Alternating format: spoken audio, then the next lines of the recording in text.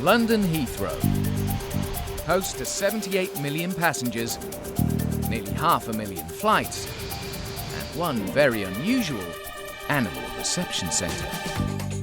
Animals passing through Heathrow come here to be checked in. Come on in. Hey guys. I missed you, haven't seen you all day. Also known as the Ark, it's equipped to welcome almost any species through its doors. Where else? From reptiles and livestock to pets and predators. It's up to the Ark to make sure everyone is clear to enter the country. Full of energy, that's always a good sign. More than 200,000 animals passed through last year alone. And its dedicated team of over 40 staff are on hand every hour of every day. Come on, kitty. That's it. And are always prepared to expect the unexpected. See the spines and the teeth. Today on Animal Airport, a pair of frisky ferrets are on the loose. Oh, Katie, you just let the other one out. A cute puppy from America has the staff smitten. As soon as the word puppy gets around, everyone's straight out of reception. And an unexpected shipment takes over the bird wing. I'll probably manually restrain him around his neck and then we'll put him into the box in there.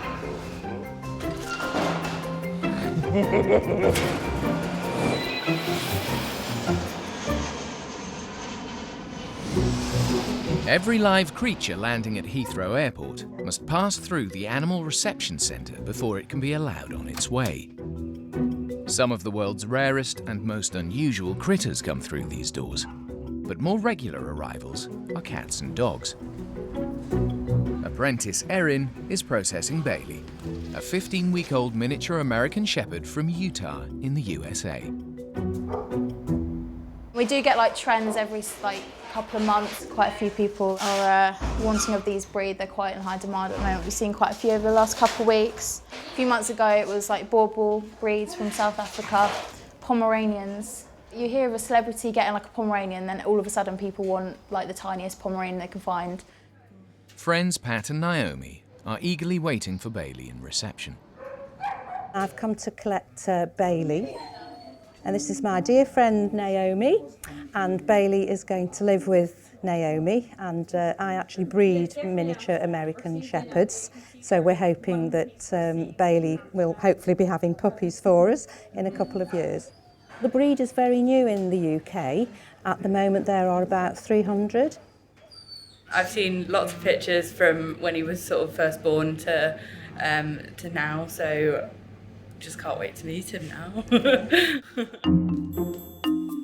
American Shepherds are traditionally used to herd livestock and are known for being excitable and energetic. But after 2 flights and more than 15 hours in his container, Bailey is understandably a little shy. But there's one thing that will tempt almost any dog. Can we try some food? A bite to eat.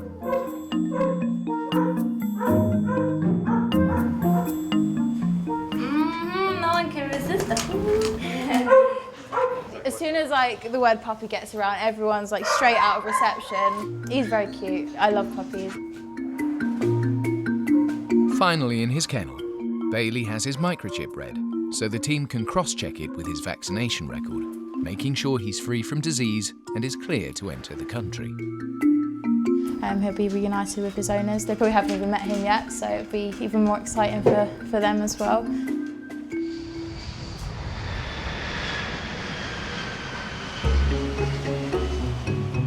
As well as the thousands of dogs that the team see each year, they must at all times expect the unexpected.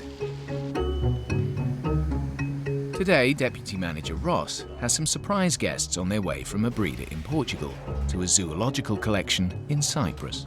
We've got a shipment, 3 boxes of birds, various different species, and they were supposed to be going out to their final destination this morning. But we've just found out there was no heating in the hold, so they've been offloaded. Now, unfortunately, where they're going to, there is only 1 flight a day, so there's not another flight till tomorrow morning. So, looking at the time of when the birds arrived, etc., they've probably been boxed up at least 24 hours up till now. So we obviously can't leave them in their boxes. So what we'll have to do is we'll have to release them into appropriate housing down the bird wing, feed and water appropriately, and then we'll box up ready for their onward journey tomorrow. Along with two common ravens, a crow species that's widespread across the northern hemisphere, there's two red-shouldered macaws, two Arikari toucans from South America, and a grey-crowned crane from Africa. It's quite a big bird, and they're quite jumpy, quite flighty. So obviously we need to be quite careful with that bird, because we don't want it obviously flying into the roof, damages itself. Grey-crowned cranes can grow more than 1 metre high and have a wingspan of 2 metres. They're an endangered species due to loss of their native grasslands and wetlands in parts of Africa. The size of the travelling container meets the guidelines. Ross's next task is to design an enclosure for the bird's overnight stay at the Ark. The less room we can give it, the better, the less chance of it is the bird harming itself. But at the same time, on the flip side, we need to be able to give it enough room to adequately, exercise itself, etc. So we just take a bit of careful planning. Ross heads to the bird wing to assess the situation. With birds, a lot of the diseases you can get are airborne. So from feather dust and faecal dust. So it's obviously important that we wear masks to filter out those dangerous dust particles. But fitting all the birds in is going to be tricky. One crown crane, that's one enclosure. One box with 2 Arikaris in, separated, there's 3 enclosures. 2 red-shouldered macaws in one compartment, 4 enclosures. 2 crows in one box with 2 separate enclosures. Obviously we need 7 enclosures now, which could be a bit of a problem. To make enough space, Ross will definitely need some more hands on deck.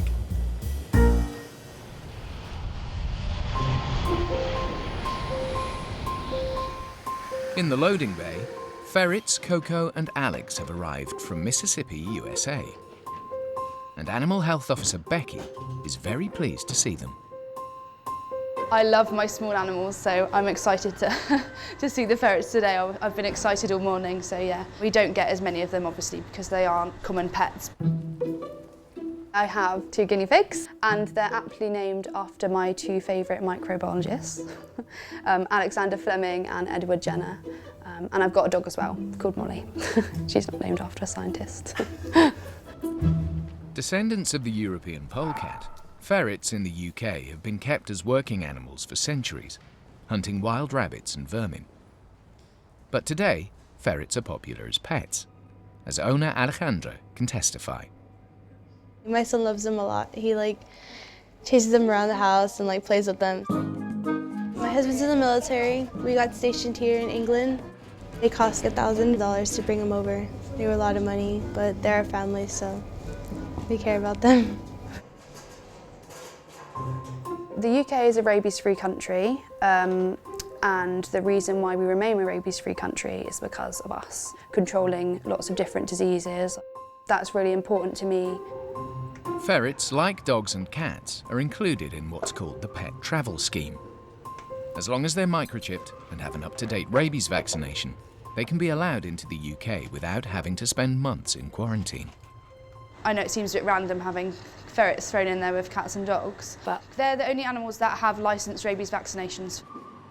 So while Coco and Alex wait for their microchip and vaccination records to be checked, there's time for a bite to eat.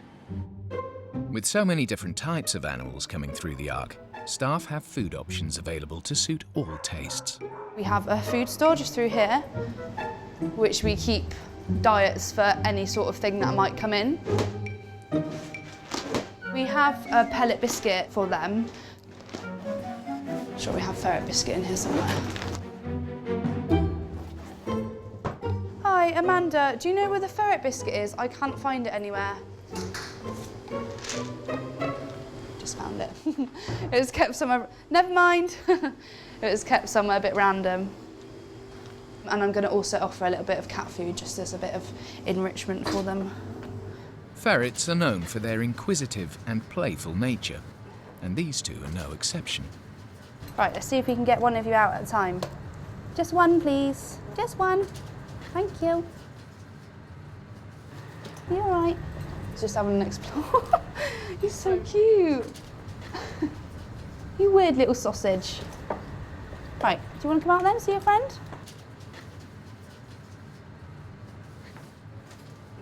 As soon as Becky turns her back for a moment, they're turning their kennel upside down. Look at him!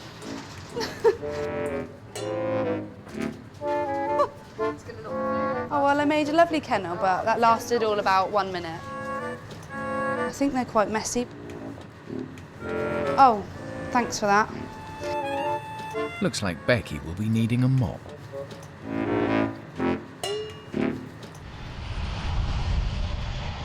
As many as 250,000 passengers can use Heathrow Airport in just one day. But at the centre, there's 7 birds who haven't taken off, and Ross needs to find them rooms for the night. Yes, I need 3 wheelie cages in that room. Apprentice Bradley and Animal Health Officer Vicky have been called in to help house them. Green Aracari, 2 red-shouldered macaws. First, they need to make room for their unexpected lodgers. A little bit of moving about will be fine. Should we all try and move this, because it's quite heavy, isn't it?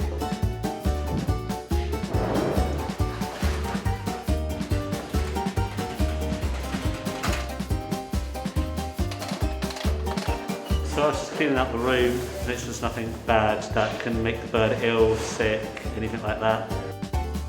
Next, the enclosures must be made safe for the birds. So we're blacking the windows out because of we're putting a crane in here, and some birds can't actually see glass. He might think that he's got a clear way out and run headfirst into that and cause himself a pretty nasty injury.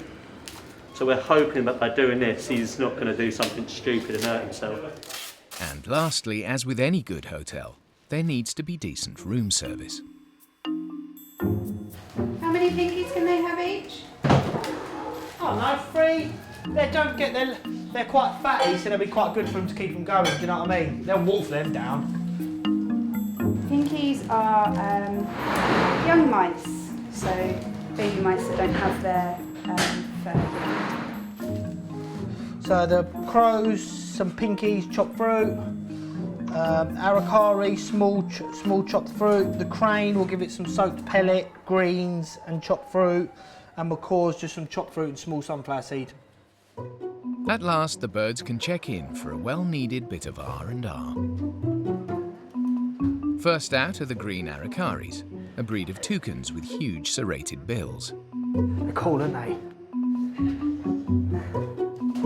Next, it's the red-shouldered macaw, the smallest of all macaws. Ooh, ow, ow. But they can still deliver a nasty nip. These are the crows. Just check. Obviously, just give them when we get them out, we can give them a quick once over. This all seems fine. Right, Vix, you ready?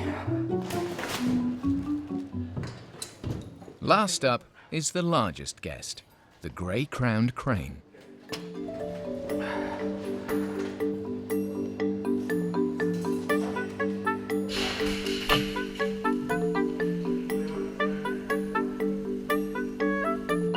Yeah, so that went really well actually. They are quite flighty birds, so there's a risk, you know, them flying into the ceiling, flying into the walls. The big test will be getting it back in the box. And that is going to be a job for Bradley tomorrow morning.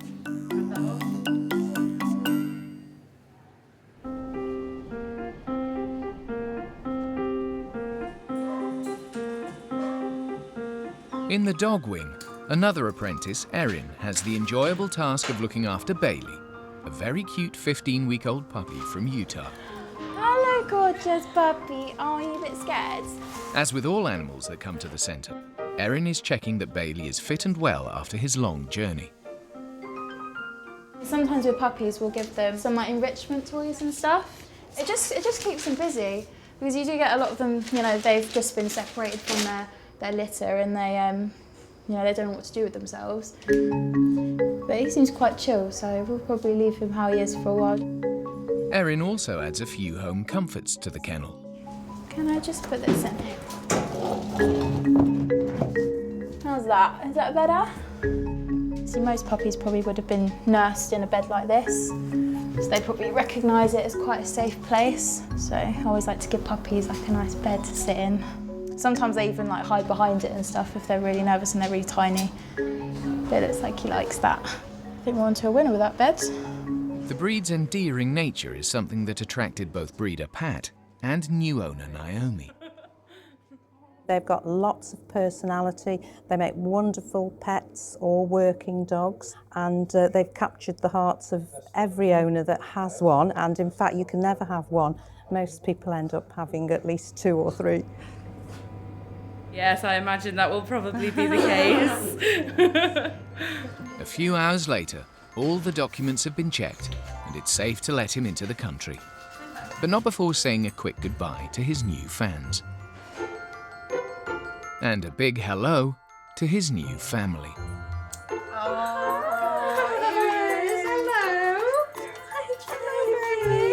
Hello, beautiful. He was a little bit nervous, so I had to pick him up. Oh, he looks a bit shell-shocked. Oh, he's gorgeous. Isn't he lovely? Oh.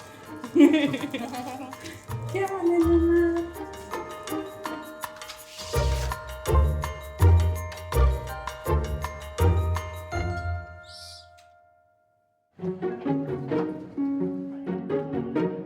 In the kennels, Look at him. 2 unusual pets are causing a ruckus. A pair of frisky ferrets from Mississippi. What have you done? They are such little rascals. It's fine, I'll sort it out in a minute. Maybe I might attach a drinker to the side of the door, actually. Coco and Alex are still waiting for their travel documents to be signed off before they can be reunited with owner Alejandra. And while they're here, they're making time to cause some chaos. It was tidy for about 2 seconds. Literally. They're 11 months. They're going into like teens, kind of. Yeah, they're still babies though. Alex is actually really playful. She would go up to you and like chase you and like play with you. Coco's more calm, she's playful too, but not as much. Like all children, they just want to get away from the grown-ups. Well, this wasn't a good idea, was it? No, it wasn't. This is going good. Look at him hopping down the corridor. Oh, Katie, you just let the other one out. Well, I'm glad you're having a nice time outside. Katie, could you just put on the comment section their escape artist in capital letters, please? After much chasing and cleaning up, Coco and Alex are caught. Right, there we go. And in true teenage tradition, grounded by Becky. They've got food and water, and they're both contained. We got there, eventually. These guys can even cause mayhem from behind closed doors. Oh, you didn't think that through, did you? But not for much longer, as they've now been cleared for release. Tootsies. So with a trouble-free transfer into their cage, it's time to reunite them with their owner for a new life in the UK. Thank you. They've been absolutely fine. Thank you so much. Aww. I'm happy. I miss them. Time for Coco and Alex to cause mischief elsewhere.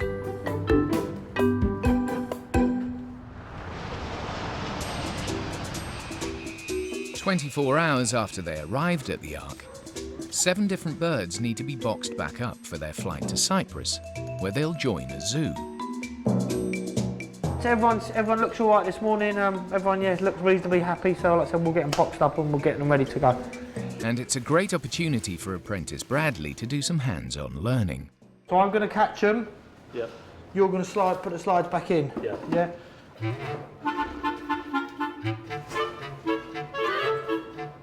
One in.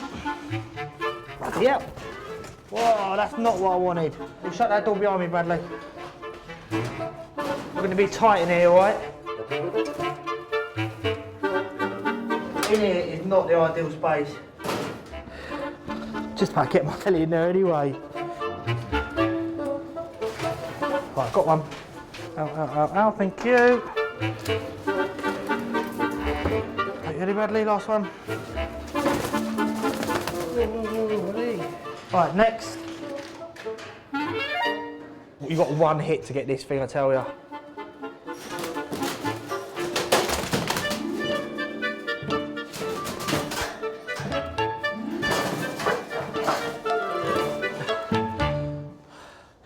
Cool, aren't they? We'll do the crane now. The size of the crane means this is the trickiest of all the birds to handle. But it's nothing new for Ross. We'll probably get some large sheets and we'll probably just sort of corral him into the corner of the room. And then I'll probably manually restrain him around his neck. And then we'll put him into the box in there. Cornering the crane will be a team effort. Bradley at one end of the sheet and Ross at the other. Right. It needs to be carefully restrained, that bird, so we can get it back in its travelling box. So really important to explain to Bradley what we were going to do to start off with. You know, we need to have a working plan to get this done. Nice and high, touching the ceiling ideally, yeah? I was a little bit nervous going in with it. And then when you get in there, you get excited. At the same time, you're like, oh my God, like what if I hurt the animal? What if I hurt myself? But Bradley has no need to worry. This is a tried and tested technique, and Ross is an old hand. Nice and high, Bradley.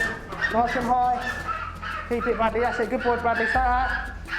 That's that. There we go, Bradley. Perfect. Textbook, mate. Textbook.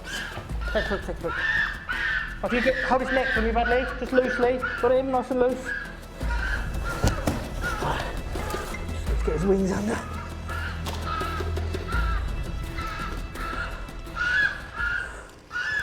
Bradley, well done, mate. Perfect. Slowly down, slowly down, slowly down, slowly down. Keep going, keep going. Don't worry about my arms. Keep going, keep going. Don't worry about my arms. Don't worry about my arms. Perfect, everybody. Well done. You do sort of get stressed and think about all of the things that could go wrong, but at the same time, you're just amazed about that you're that person lucky enough to go in there and be doing it. Bradley did really well. I thought he was great. That particular day was sort of the epitome of how good we are at what we do. You know, someone presented us with this problem and we fixed it. Hopefully they stay on their plane this time. Don't need them coming back and having to redo this again tomorrow. Thankfully, today the plane is fully equipped to transport the birds, and after a 4.5-hour flight, the unusual flock make it safely to Cyprus.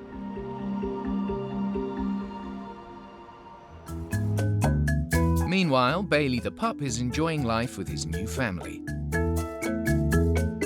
And the frisky ferrets are continuing to cause chaos in